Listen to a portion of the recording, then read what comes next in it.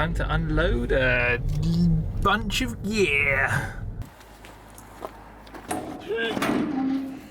There we go. Very unexciting shipping container full of stuff. So today is Butlins Minehead, and that means I just need breakables, which is quite exciting. So I just need cymbals, the backing track stuff like SPD, and snare, stool, that sort of thing. So it's really quite an easy gig in terms of like what I need, but I just need to come here and pick it up. So I've got the backing track rig, I've got the SPD. Now is like all the stand, snare drum, that sort of stuff. So yeah, let's grab that. So for this gig specifically, are you focusing on me? So for this gig specifically, I like to bring pretty much all my hardware, and that's mostly because, and you'll see in a bit, but the kit is a like cheap DW kit, which is really cool. I like DW kits, but most of the time it's like the sleeves are missing on the cymbal stands and that sort of thing. So it's always come prepared. I always have a hi-hat stand and pretty much all cymbal stands, and it just saves my booty more than I can tell.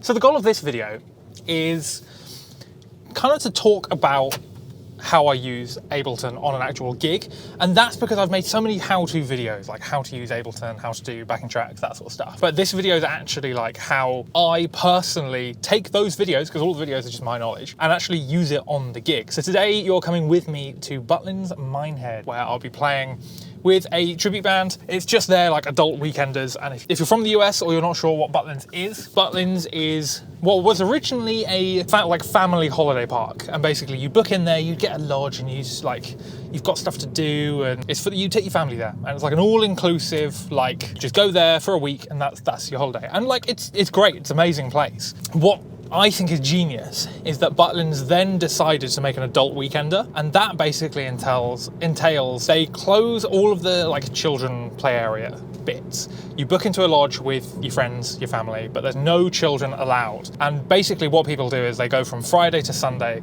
they just get absolutely binned. You see like barrels of alcohol and that sort of stuff. All the bars are open, and they have loads of bands like us on tonight. They have it for 3 days in a row. They've got DJs, they've got bands, the whole 9 yards.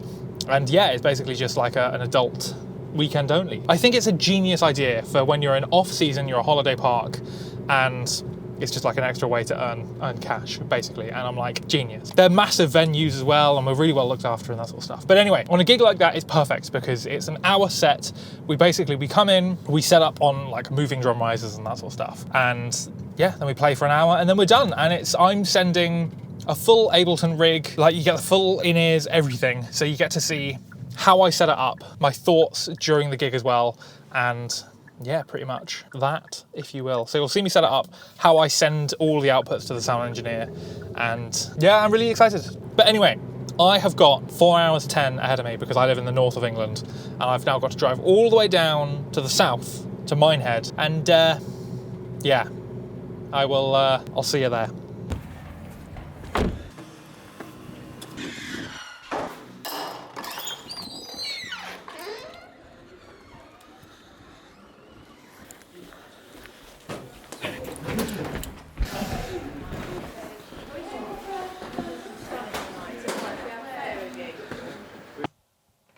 Right, so at this point, Harry from the future here, just hopping in. From here onwards, basically the tech team, who are amazing at Butlins, are very efficient. And so, as you can see, the kit is actually already set up. And that's because from when I walked in, it's straight away of, can I do this? Can I attach this? Yada, yada, yada.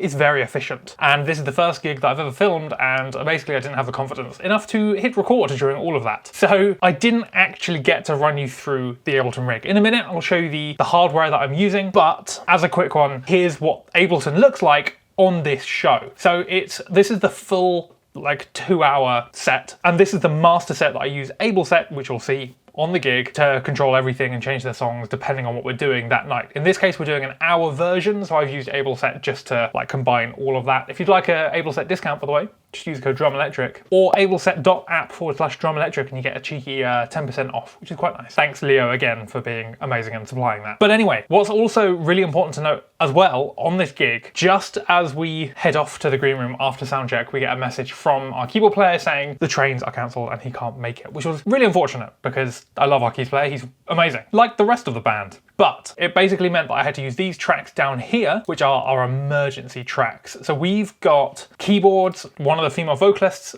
and then guitar. Now on the more up-to-date version, we've actually got live recordings of these people. These are some of the old members of the band and demo recordings, but now we've actually taken a recording from the stems and they just sit here and I can turn them on and off when stuff like that happens. And it's no big deal. I just give the sound engineer an extra output out of the back of the Focusrite and it's like they're there in person. The important thing, if you want to do the same thing, is make sure it's from a DI input and that you don't have any other stage noise, because as soon as it comes out of a PA, it gets really loud and you can hear all of that sort of ground noise and it's not very nice. So just if you wanted to do that, it's a great option. It's a great emergency thing. I've used it actually quite a lot, but just make sure it's a clean recording. Everything else is pretty straightforward in terms of an Ableton rig. I kind of hit play and we then play it. A lot of it is like strings and percussion and random effects, and it just beefs up the whole sound. We're an 8-piece band with a keyboard player, and so there's not much more to add outside of strings and that sort of thing. The other thing to note as well, throughout you'll also see this orange track here, which is the SPDSX, and then I've also got lazy SPDSX, which basically means on gigs that I don't have time to set up the SPDSX, I've got a MIDI recording of all of the samples because I'm just using it as a MIDI controller, and it just basically means I can just turn on that channel and then I don't have to have the SPDSX at all, which is quite nice, especially for those like 15-minute changeovers where it's a kit share, you've got to share the kit and it's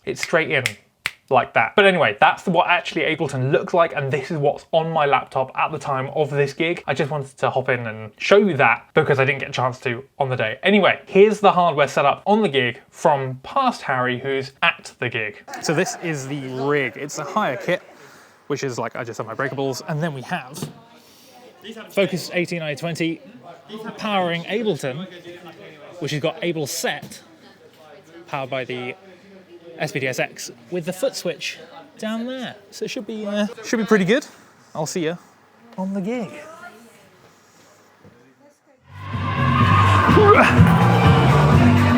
One thing that's really annoying is that my Mac keeps going on standby for some reason.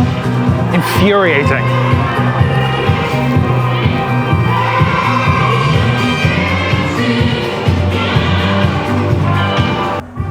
Testing the click. 1, 2.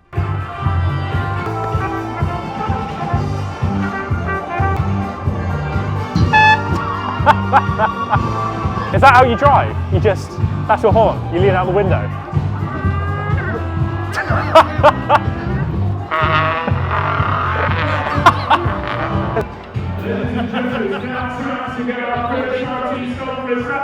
Are you ready? Yo!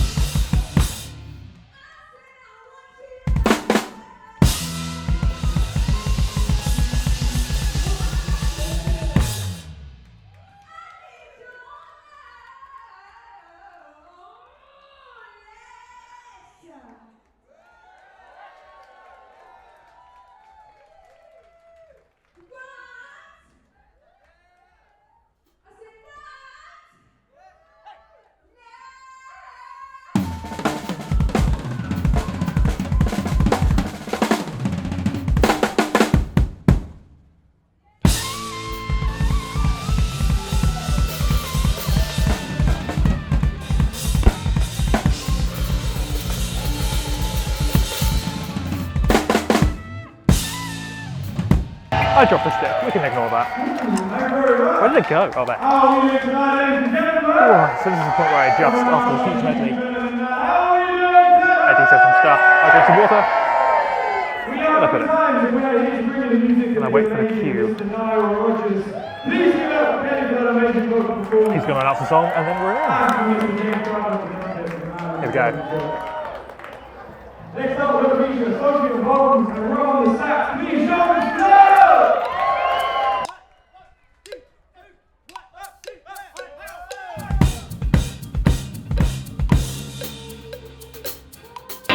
That's the count.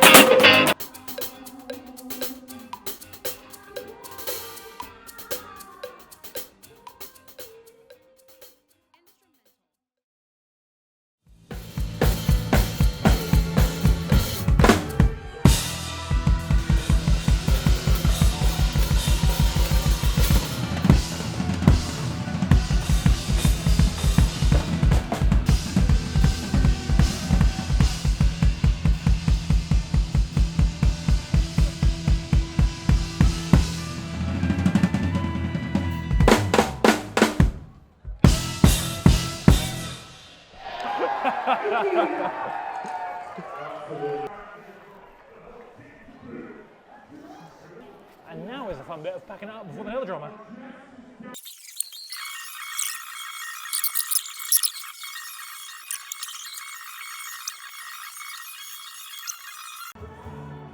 Cool, you can start heading up. What makes this loadout slightly difficult is trying to get off stage as soon as possible because we've only got 45 minutes. But we're there, the next drum is on, great success, and now we pack up, head to the lodge. How fun. So at this point, little did I know what was coming up next. So we managed to get out of the venue. At this point, we're playing from 8 to 9 p.m. So we've just finished at 9 p.m. I'm off stage in about 2 minutes, as you can see. I've still got to load off the laptop, the hard cases for the SPDSX and the playback, but that's literally just picking it up and moving it off stage. The other drummer can get on at this point. We've only got 45 minutes total for us to get off and the next band to get on and then start playing. So it's a little bit rushed, as you heard me say. But anyway, it gets to, I think we're all out by about 9:45 because the rest of the band live kind of locally, not as far north as me, so they want to get home. My plan, as you heard, is to stay at Butlins because they provide us accommodation, which is really nice of them. But I come to find that the accommodation that they provide us isn't in the normal place where it's basically at the back of the campus, out of the way of everybody. They've put us almost in the middle of everything. And not only that, but you've got to go through many barriers and navigate the map that is Butlins to get there. So I get to one of the barriers and I think, I can't get through. This is locked and I don't have a code. So my thoughts are twofold. The first thing, it's 10 p.m, 4.5 hour drive back home, which means I'll get home at approximately 2:30 in the morning. Or I drive back up to security, I ask them, can you let me in, let me know the code, all of the gates on the way through, I then get to where I'm staying, where everyone else is just starting their night at Butlins, and I'm trying to then get to sleep. And I know that, you know, it's gonna be noisy, they're not exactly like posh places, but they're nice, but they're not posh, and they are not soundproof. So I made the executive decision to then just drive home. So after that gig, I played that, as you saw, and then I just north to the top of the country. Made it home about 2 o'clock, I think, and yeah, a successful gig. If you're one of my patrons, you get access to the Discord and you get to see me do this live. So I take photos as I do the gig. You can ask me questions at that point. And yeah, the link is down in the comments just below. There is a free version if you want to join that too. But with that, that's how I run Ableton on a live gig.